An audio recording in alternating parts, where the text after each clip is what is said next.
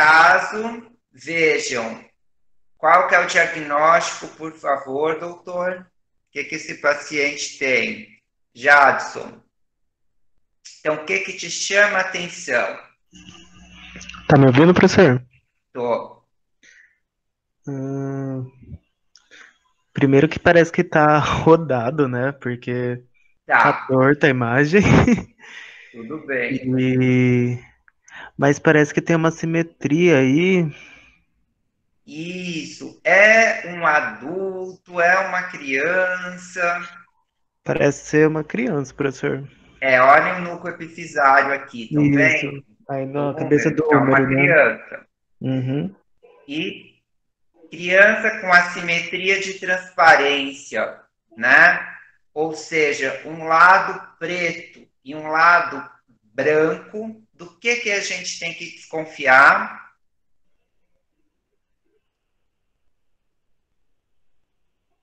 Pneumotórax? Não. Alguém tem Corpo alguma estranho também tá Estranho. corpo estranho. estranho? Em qual lado está o corpo estranho? Nesse aqui ou nesse aqui? Direito. Exatamente. Vejam, aqui é obtida em expiração, que normalmente é indicado, tá, para essas suspeitas de corpo estranho. Lembrar que a grande maioria dos corpos estranhos, praticamente 100%, não são radiopacos para a gente visibilizar no radiograma. Então, nem tentem procurar, porque vai ser uma atividade, uma tentativa inútil. Né? Mas vejam, esse lado, o ar fica aprisionado. Né? Então, e normalmente a aspiração, pelo mesmo motivo da pneumonia aspirativa, né, é principalmente para o lado direito. Então, criança com assimetria de transparência, não se esqueçam de pensar em corpo estranho, tá? E se ficar difícil de visibilizar essa diferença na inspiração, pedir o raio-x com expiração. Uma das poucas situações que a gente pede o raio-x em expiração, tá? Porque normalmente é inspiração, sempre, em geral, né? Certo? Bom, aqui nesse caso trouxe porque é importante reconhecer semiologia, né? Então, o que a gente vê aqui? Uma opacidade arredondada, só que vejam como ela está em contato com o mediastino. Estão vendo? Ela não se separa do mediastino. Vejam esse ângulo aqui mais estreito da opacidade em relação ao coração. Isso tudo sugere que se trata de uma patologia no mediastino. E para essas patologias nodulares, opacas, junto ao mediastino, uma das possibilidades que a gente tem que pensar é de cisto broncogênico, certo? Esses cistos, eles são preenchidos por conteúdo líquido, por isso que eles ficam brancos no radiograma, tá? E muitas vezes, como indicação a cirúrgica, acaba sendo adequado indicar uma tomografia e principalmente uma tomografia com contraste, que vai ajudar a definir que o cisto ele é broncogênico, é um cisto do mediastino. Às vezes pode ser só um achado de exame e às vezes por compressão de via aérea ele pode causar dispneia, certo? Então, guardaram a imagem, viram esse ângulo estreito entre o cisto e o coração? Então, tudo isso para pensar numa patologia do mediastino, certo? Esses cistos são até relativamente, assim, dos cistos, né, congênitos, eles até que são vistos, tá? Questão de prova, então caiu bastante aqui, né? Então, vejam, uma tomografia de tórax, janela de mediastino com contraste, fase arterial. Vejam como os vasos estão brancos, né? Então, aqui aorta, aqui traqueia, aqui esôfago, aqui ascos. Vocês estão conseguindo ver os meus apontamentos? Sim. Tá. Então, vejam que existe essa linha escura dentro da luz da aorta, que não é para ter. Então, isso aqui representa o quê? O flap intimal da dissecção. Estão vendo? E ocorre em que ponto essa dissecção? Antes da emergência da artéria subclávia esquerda. Vejam como está comprometendo aqui a origem, né? Na origem. Então, é uma dissecção aórtica do tipo Stanford A, indicação de cirurgia imediata, certo? Representam 60% das dissecções. Tratamento, então, indicar para cirurgia imediatamente, né, pela possibilidade dessas complicações que são potencialmente fatais. Oclusão de artéria coronária, incompetência aórtica, rompimento para o saco pericárdico, né? Então, situação de absoluta indicação para cirurgia imediata. Aqui no caso, admitindo que anteriormente esse ponto estava normal, o que a gente vê? Essa linha da dissecção na aorta em que nível aqui? Descendente, tá? Então, é uma Stanford B, que representa, então, 40% das dissecções distal artéria subclave esquerda, certo? TEP, né, que vocês estavam ansiosos para ver. Então, também caiu na prova da Unicamp. Tá? Então, quando que a gente suspeita? Dispneia, né, pode fazer dedímero, que é um marcador sérico.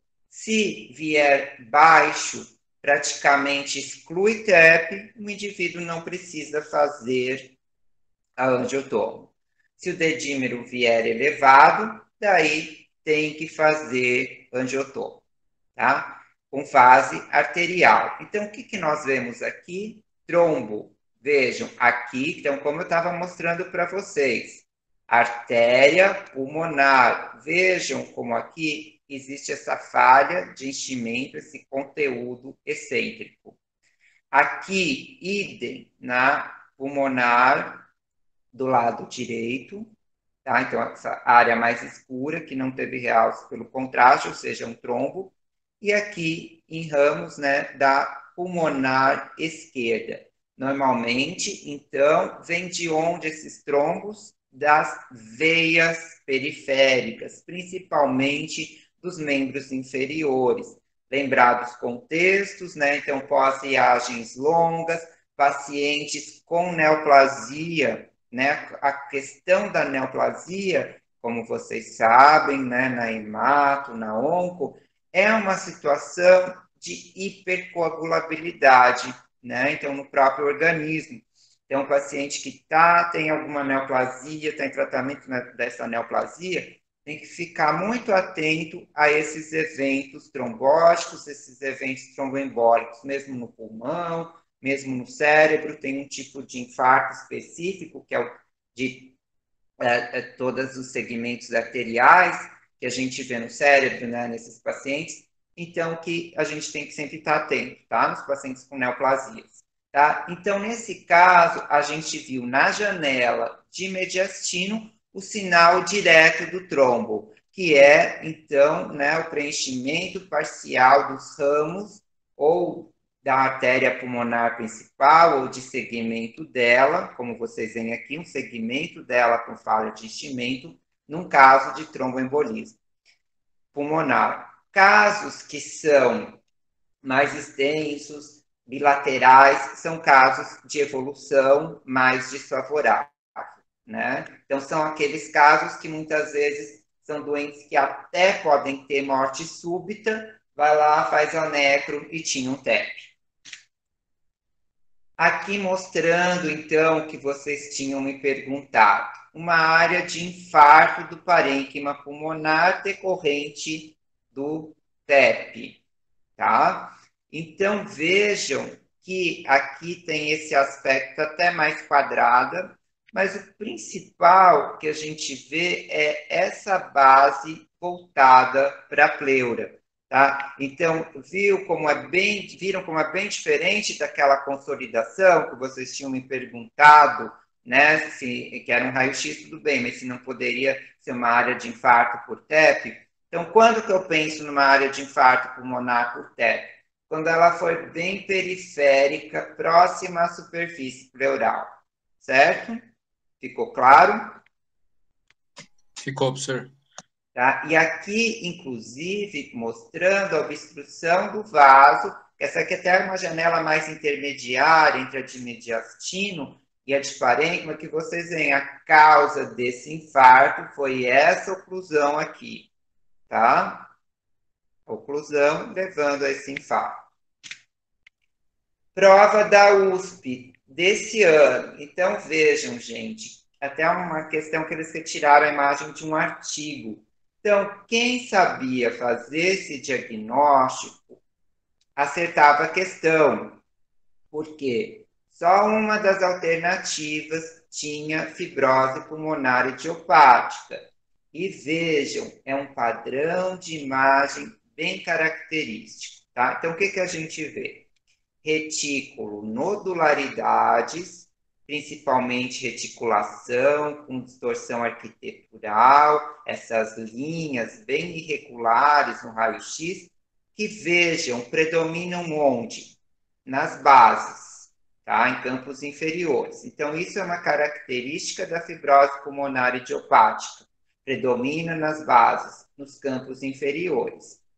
Quando se faz a tomografia, então, o que a gente vê?